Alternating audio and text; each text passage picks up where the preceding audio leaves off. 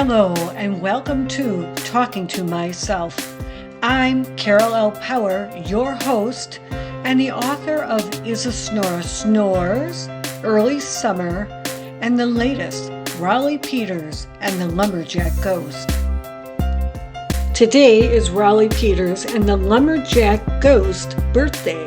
I tried declaring a national holiday, but no one at the White House responded to my email request. NASA would not launch a rocket, and aerial banners cost anywhere from $500 to $10,000. Not in my budget. There are lots of things in this book causing Rowley to panic. Mummies, ghosts, and frogs. I thought it might be fun to interview one of those entities, but I kept running away from the mummies and the ghost. I wanted to interview Kermit the Frog, but his agent said no. Since Rowley Peters and the Lumberjack Ghost takes place in a campground, I thought maybe I could chat with someone who runs a camp. Not just any camp, a special camp. In my Google search, I found Faces Camp for kids with craniofacial differences. Rowley was born with a cleft palate and cleft lip. You could say she has a craniofacial difference. What a great way to celebrate Rowley's book birthday by chatting with Ashley Rhodes, camp director, and M.E. Sanders, program director. Faces Camp is located at Camp Woodmont in Cloudland, Georgia. This year's camp runs from June 15 to June 20th. Let's get this party started. Hello, Ashley and M.E. Thanks for being on Talking to Myself. I was scrolling through on the internet and I came across your camp. I thought it looked great. What is the mission of your camp? Emmy, you want me to answer or do you want me to? You can go ahead and answer it All right, if great. you want. The mission for our camp is for every child with a craniofacial condition to experience camp just like every other camper. The camp offers so many activities that there is absolutely something for absolutely everyone.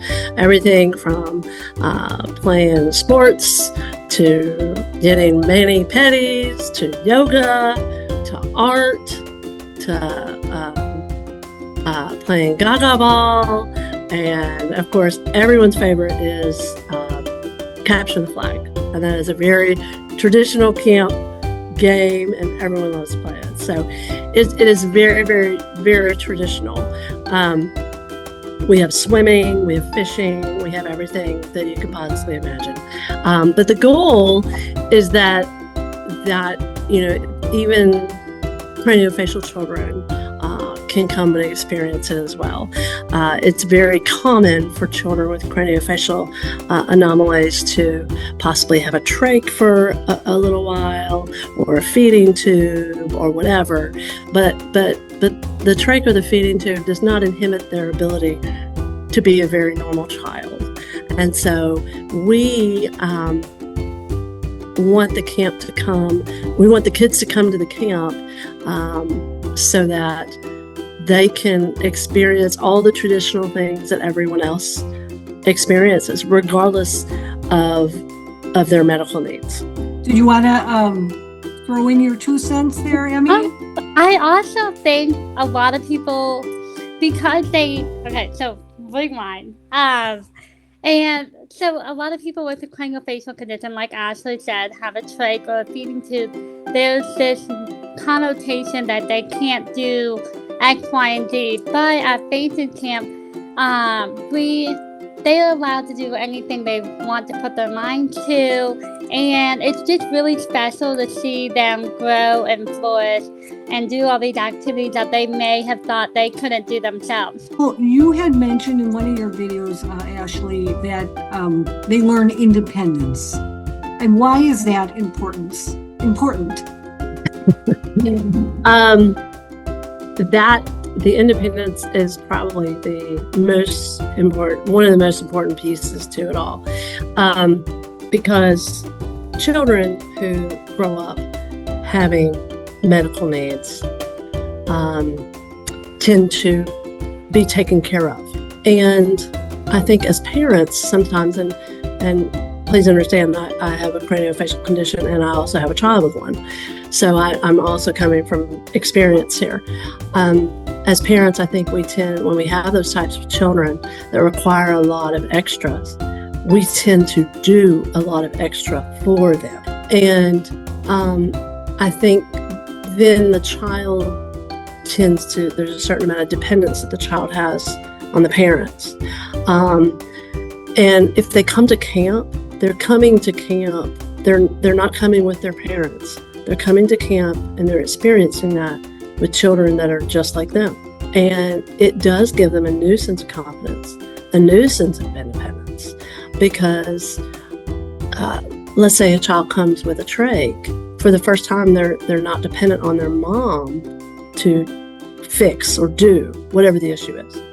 And so the child has to learn, okay, you go to the nurse, we walk to the nurse's office, we take care of what we need to do, we go to the nurse's office to, if there's any medication or any of those things, versus when they're at home, mom and dad are just going to do everything because that's what they do. Am I making sense? Right. Yeah. I love the independence that the children learn, because some of these children, some of their anomalies are quite profound. And we've had some kids who come to camp and they leave camp and they're like, oh my gosh, I had no idea I could do A, B, C, and D. And it's not that their parents are hindering them. They're not. They're just being parents, and they want to love and take care of and do what good parents do. But I think in the process of that, sometimes we inadvertently end up doing too much and don't give the kids a little bit of the independence they need. Because when you have those kinds of medical needs, there's a lot of dependence on the parent. And separating the two and trying to allow your child to gain a certain amount of independence is sometimes lost in the translation, if that makes sense. Well, and I was born with a cleft palate. I didn't have the lip, just the palate. Mm-hmm. And it required surgery and some speech classes. The more I learn about other children with cleft palates, they had deeper problems than I had. But my mother was so afraid that I tear out my surgery or do this, and instilled quite a bit of fear in me to do things. So do you think that's a component too? Like you're talking about children coming in with trachs. I mean, are their parents a little nervous? Like, what happens, right? They are. Parents are nervous about it, and they're apprehensive because, for so many years, they're fighting to keep their child alive, essentially, in those earlier years, because there's so many surgeries and there's so many complications and so many things that need to be done for that child, depending on their various needs. And so you, as a parent, you go into medical mode, and that's what you're doing, trying to keep them okay. And then you're sometimes you're fighting to get the medical care. And then sometimes in the school system, sometimes, not all the time, but sometimes you're fighting to get whatever they need in the schools. But it becomes kind of in a sense of a way a fight, because as a parent, you're going to fight for whatever it is your kid needs and has to have done. And I think sometimes we do tend to project our own fears as parents onto children, whether you have a craniofacial anomaly or not. We do that anyway. But then when you compound the fact that the child has an anomaly, and then you're like, oh my gosh, they can't do this, and they can't do this, or they can't do that. And it becomes this long list of things that they can't do.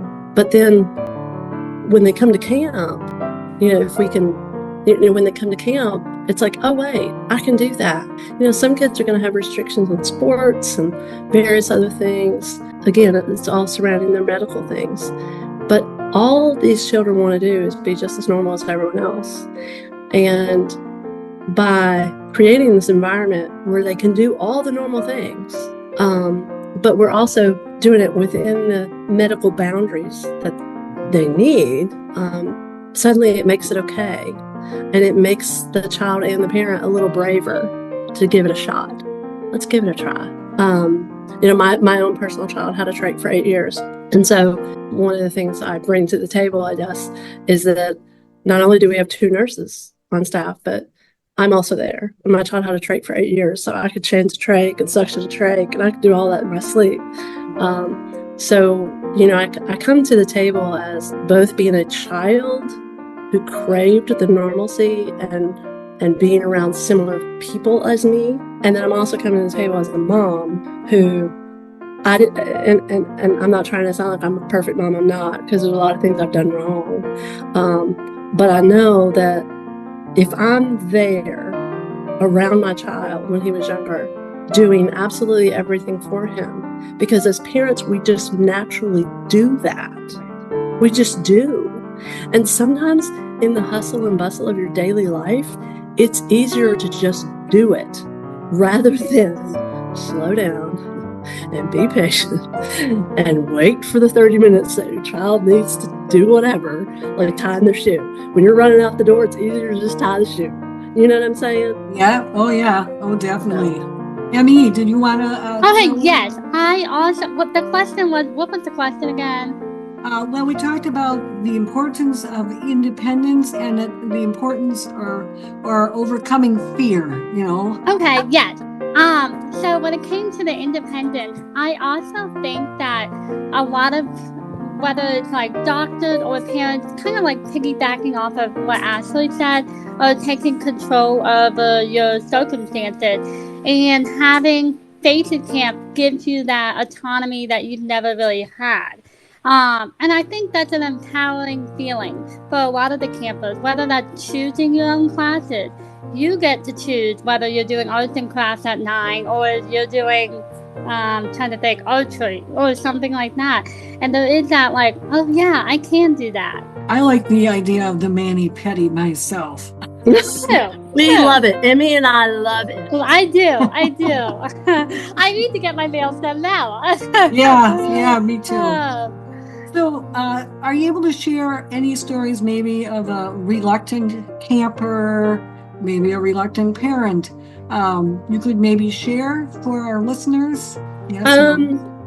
Yeah. Okay. We did have a reluctant parent. 1 year. Well, we've had several, but in this particular example, her son had a trach, and he was actually in the same bunkhouse with my son. And at the time, my son had a trach as well.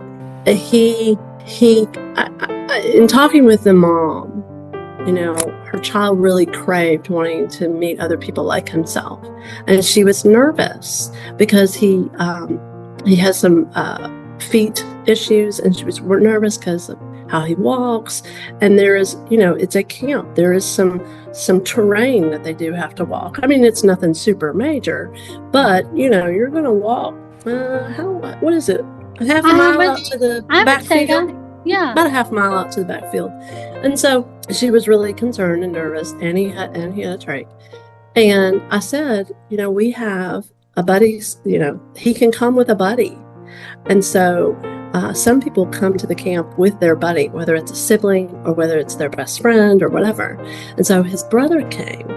And so that really put the mom at ease. And the fact that there were so many people there who were experienced in trachs with trach care. And so it really made it okay for that mom. And she's like, okay, I know this is the right thing to do. I know it is. Because he wanted to come so bad, but she was so apprehensive because it's her baby. And I get it. Even though he was, I don't know how old he was, 10 or 11, but it's still her baby. And it's, you want to see them grow, and you want them to do everything and be independent, but it's hard because you worry that other people are not going to take care of your baby like you would. But at the same time, as a parent, you need to provide those opportunities for your child to be independent. So she finally overcame it and let her son come, and it ended up being a wonderful experience for them. They came back the following year. Following year, it was like, okay, like she dropped them off. See ya, bye-bye. Like it was no biggie. It was great. It was great. How about you, Emmy?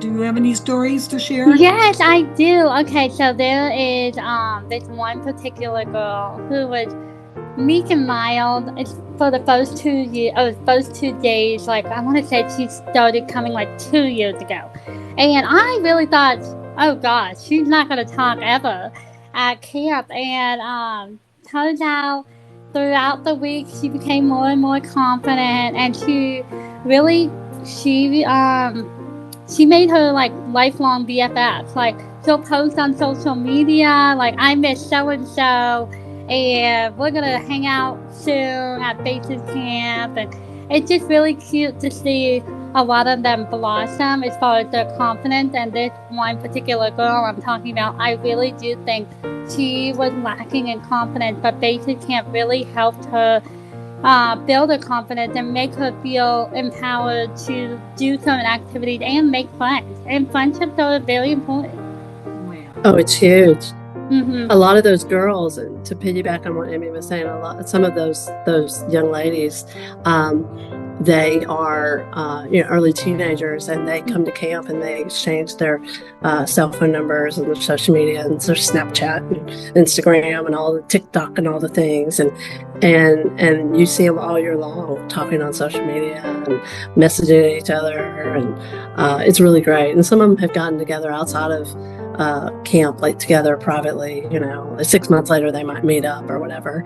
And because a lot of these people don't live close to each other, they live in different states, but the fact that they're able to keep those connections, because it's huge, because to be with other people who truly understand what you're going through, they understand all the surgeries, they understand looking different, they understand, they can relate to one another if maybe the world hasn't been kind, and they can really connect. And whereas sometimes even your parents and your siblings at home might not always necessarily be able to connect because they're not living with the craniofacial anomaly like you are. About how many kids do you usually get every year? We usually have 20 to 25. So we've been in existence. We're still kind of small. We've been in existence. Our first year was in 2019. And then COVID. Right. On one hand, technically it's 6 years, but also we've only held the camp 5 years. So now, what's the age group that can attend? We do 7 to 17. How many campers can you take? I mean, we could go as high as 50. Okay. All right. We absolutely could. So that would not be a problem. So I mean, I don't have like 5 million followers. So I'm not sure, but that you're going to increase your numbers. But, okay. So what can you tell me some of the anomalies that some of these children have that come to this camp? Absolutely. Some of those anomalies are, of course, the most common one would be cleft lip and palate. And then you get into a lot of the syndromes. So you've got Apert syndrome, Cruzon syndrome, Pfeiffer syndrome, Sather-Chatson syndrome, craniosynostosis, Treacher-Collins, Peter-Robin, golden har.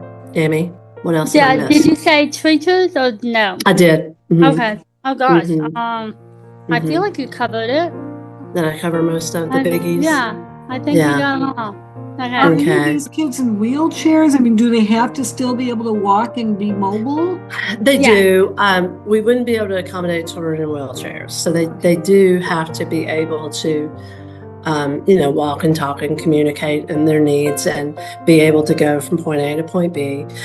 They need to have a certain amount of independence already. Nobody's ever alone, but the kids, they do 6 activities a day, and so they need to be able to pick their activities. And so like some of them are going to go together to the art group, but then somebody else might want to go play basketball, and then other people might go to yoga, or somebody else may go out to the field. So you need to be able to go and do on your own with others. And you need to be able to, go. If you want to do zip line, you got to be able to walk out to the zip line, which the field out there where zip line is what we were talking earlier. I think it's about a half a mile, and and then we have swimming, we have fishing, we have a lake, we have a pool, we have all of those things, and so there is a certain amount of individual independence that they need to have. Right? How about you, Emmy? You have anything to add? To piggyback off what Ashley said, when it comes to APOS syndrome, we have a lot of campers that have APOS syndrome, and last year, with every year there's, what do you call that? It's like square dancing and stuff like that. And they all get so excited. They're all dancing around, stuff like that. And I think there's this connotation or this myth that they can't dance or they can't do certain things, but they can. And I think even they think they can't. And then when you go to camp, they realize how many things they can do. And it's really cool to witness. And I like to take a lot of photos and videos of campers, and it's really cute to look back at the photos and videos of them having really a great time and giggling with all their friends and stuff like that. What I want to know as quickly as possible is, are you still taking registration for the camp? Yes, ma'am. You Yep. two are fabulous. I'm sorry that we have to cut this short. No, it's fine. Thank you so much. Awesome. All right. Thank you so much. Appreciate You're it. fabulous. That wraps up our first 2025 episode of Talking to Myself and the Rowley Peters and the Lumberjack Ghost birthday party. Rowley Peters and the Lumberjack Ghost is a middle grade mystery. Think Scooby-Doo meets a bossy Nancy Drew. You can get your own copy at chickenscratchbooks.com, christianbook.com, Amazon, Barnes & Noble, and Ingram Wholesale. Ask for it at your local bookstore or even in your library.